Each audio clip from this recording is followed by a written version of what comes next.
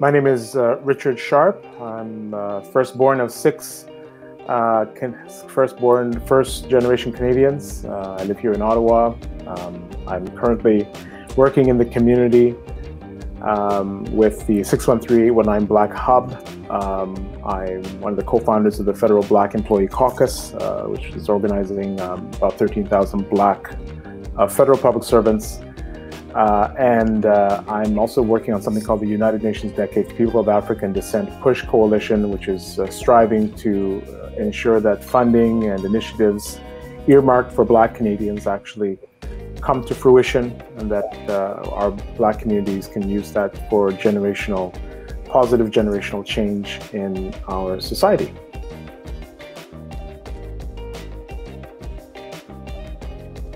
Well, I have a horrifically detailed memory of my childhood that goes way, way, way back. But I guess what I would say that my first memories of childhood was you know, being a little Black kid playing outside my house and not having a care in the world. But then, you know, having white children in London, Ontario, actually, treating me and my brother at the time in a really racist way.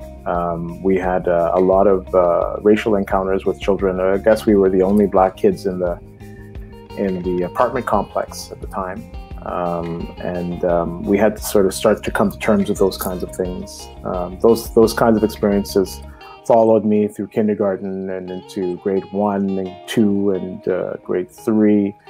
And maybe around grade 5 or 6, we ended up having to fight a lot to get in and out of schoolyards. And by that time, it was my two other brothers. We were the little sharp gang in school that would protect each other and fight.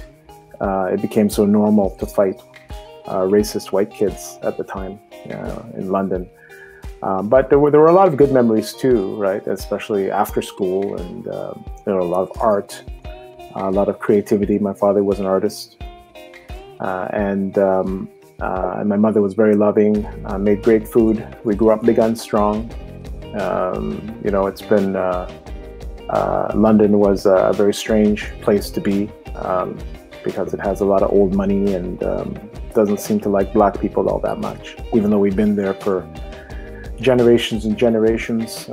Uncle Tom's Cabin is close to London. The Underground Railroad and where escaped slaves came to Canada is close to London, but London has not always been the welcoming place for Black folk. So I grew up, started my sort of early childhood there, and we bounced around a lot. My father was a trained teacher. He had a master's degree in education, but could not find a teaching job in Canada. So he bounced around. We went from London to Chatham to London to Ottawa. He went work up north. He took us all to Winnipeg, and that's where I spent, other places in Manitoba, but I grew up in Winnipeg, Manitoba. Went to high school there, and before he ended up moving off again, taking the family, I stayed and went to university in Winnipeg and got a fine arts degree. I thought I'd be a designer, and did a couple extra years of school, and then eventually ended up getting into the federal government as a graphic designer. And then the rest is history, as they say. Started a career in government, and I've been doing community work while in and out, union work while in government, and trying to help people, trying to help our people wherever we can. So that's my sort of origin story, if you want to call it that.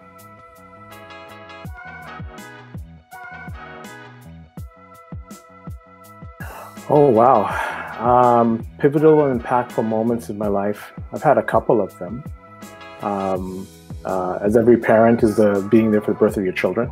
3 of them. I had all my children. We had all our children at home, so that was an amazing and impactful experience. It kind of hit home how important it is to ensure that this is a world where they can grow up safe, can meet their full potential. I've had a sort of lot of smaller moments, I guess, in terms of realizing my own potential. You know, I was an artist and did a lot of large artwork, and people thought that was really wonderful. I think I didn't fall into the stereotypes completely of what a young Black man should be in school, in high school. I was elected the valedictorian of my high school graduating class, so I was the first time that I ever made a big speech in front of lots of people, and it became, I think, the beginnings of my career, making speeches in front of people. So that was an impactful moment, you know, bouncing around in history. I think one of the most satisfying things that I've done in a long time was being part of leading a delegation to government last summer in support of work that we had been undertaking to ensure that there was $25 million of capacity building money specifically for Black communities, to help Black communities better do the work that they do. And that work culminated really almost a lifetime of work of being able to do that and organize so many Black organizations to come together and it convinced the government and convinced ministers to make sure that money was earmarked for us. That was very satisfying because it was both a community effort and a political effort and an effort within the federal bureaucracy. So that was satisfying for a long time. Still waiting for the money, but maybe things will come to fruition soon, and we'll see some of those benefits for our communities.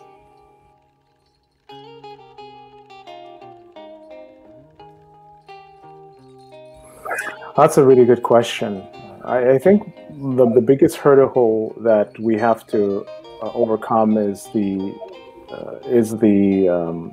anti-Black racism that's in this sort of in everyday society, that kind of makes you feel as an individual that, you know, you can't do certain things, or you're not quite good enough to do certain things. That racism that is like everywhere, and that people unconsciously or consciously inflict upon you, that prevents you from moving on something. So how I overcame that was to educate myself. I actually took a time out from Canada. I went to Japan for a couple of years and while I was there, I did a lot of reading about Black, African, Caribbean history, great thinkers. I educated myself on things that I never learned in Canada. And so when I came back to Canada, this was in '94, I had a different perspective on who I was as a human being, as a Black man living in a very sort of racist, white supremacist society as Canada, right? And so I've been able to walk with a lot of confidence in knowing who I know that, like, I'm a good person and I have great skills and abilities. And I have not allowed people to put me in these little boxes of what you can or cannot do. So I guess I overcame many of those challenges through education, self-learning, learning from elders, learning from young people, redefining leadership. You know, you don't need to. If the example is that you need to be like Martin Luther King and Malcolm X, then all those guys got shot, got killed. So I don't like those as the models of what we should be. You know, I prefer to think of leadership as something that's collective, and that we work together to make sure we have multiple leaders to do this work, so that when people get tired, new people can, step in. So I think I've learned a lot, and I've been able to employ my different skills to be able to the success of a lot of the initiatives that I've been undertaking. And I think people have seen that success in not only their own lives, but in the changes in society that I guess for the first time is taking notice that Black people are here, and that we can make a positive contribution to the country and to our cities and so on.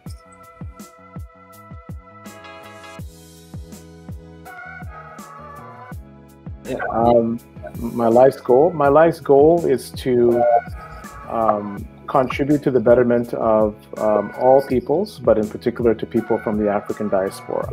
And I do that through many ways in terms of organizing Black communities, developing leadership within those Black communities, developing leadership of youth.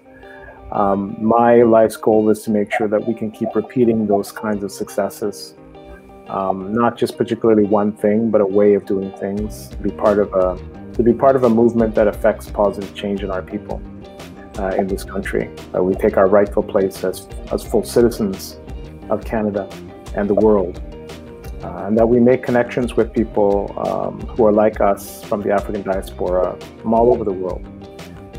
And that contributes to a change in thinking, change in approach to how we are treated as people within those societies, within those communities. So I think that's sort of broadly speaking why I do this. I do this for my kids and their kids and their kids. It feels like the right thing to do with my time and my energy as I get old. And yeah, so that's really the crux of it.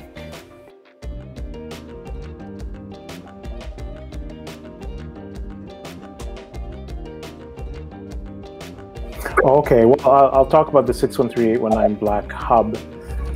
The Black Hub really is an organization of multiple organizations that get together to deal with issues that are important to the Black community.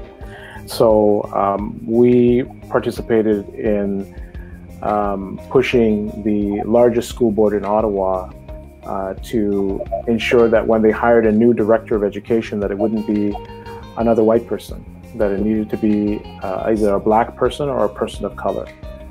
Because out of the 300 and so administrators who were part of the Ottawa Carleton District School Board, there was one Black person that had a position of authority. So we pressed for that, we lobbied for that, and we got a number of Black organizations together. We were very public, and we were able to influence the board to hire a fantastic director of education from Toronto by the name of Camille Williams-Taylor. And she came in and making changes that make education a better experience for Black students and Black families. So that's one of the biggest things that we've been working on. We contributed and supported the bringing to Ottawa the first Black police chief, Peter Slowly, quite a remarkable statesman. When at the time, again, the Ottawa police was planning to, put in another white person with, who may not be well sensitized to our issues. We were supportive and that. We didn't lead that. Another group called Black Agenda Noir, led by Ewart Walters, was the real lead, but we helped in the background. We supported in terms of the Black Hub. We supported a number of initiatives around sort of supporting the election of a Black councillor here. We helped amplify and give opportunities for him to be elected, and he was elected as the first Black councillor, Ralston King. It wasn't our work, but we just helped. We feel we contributed to that win, educating people, providing forums for him and other Black candidates to be hired, to be elected. With respect to the Federal Black Employee Caucus, that work is very interesting. We have been successful in influencing policy within the federal government around the collection of data, so that you can understand what's happening to Black people in government. We're having conversations around what leadership looks like, how training is done for all executives so that they understand what the lived experiences of Black people are. We are looking at other policy initiatives that impact on the lives of Black employees in terms of career progression. And so we're involved in high-level conversations with ministers and deputy ministers and, senior folks, and also supporting Black employees during some difficult times. Right now, at this time in history of the recording of this Griot and me interview, we are still reeling from the police killing, the public police killing of George Floyd, and the impacts of that is being felt across the globe, and most acutely with the Black public servants. So we're giving an opportunity for those Black public servants to come together in a safe space to talk about these issues, to share their feelings, and to communicate that to senior leadership of government. We were successful in influencing the hiring or the promotion of the first ever Black deputy minister in the federal public service, Carolyn Xavier. Although she's there on her own merit as a fantastic and brilliant senior public servant, we don't believe that she would have ever gotten the opportunity if we weren't pushing for that over the last year. So that's been really cool in terms of influence change. And lastly, the UN Decade for People of African Descent Push Coalition. It will be either my death or my salvation. It is work that has allowed us to engage the senior levels of government, all the federal political parties. We've been pushing for things that we feel that we're going to be getting, like the 25 million capacity monies, like the Canadian Institute for People of African Descent.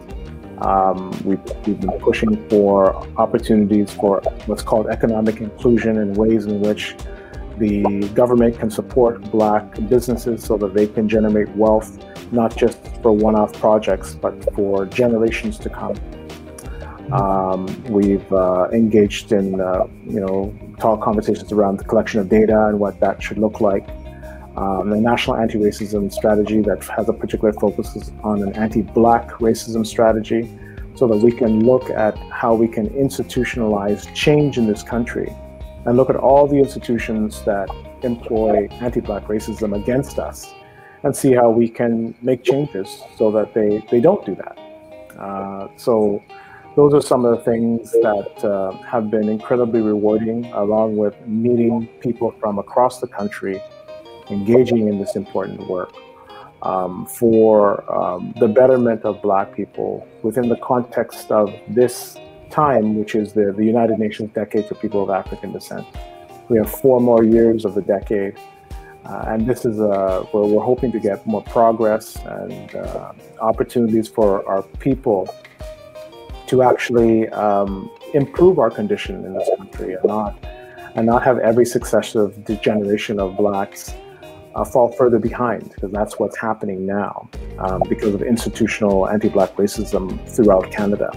So if we can find ways to reverse that slide and improve our outcomes, socioeconomic outcomes, then I think I will have done my job. I will have achieved my life's work, and I can retire out to pasture and sit and drink my tea and relax because I will know that my work is done.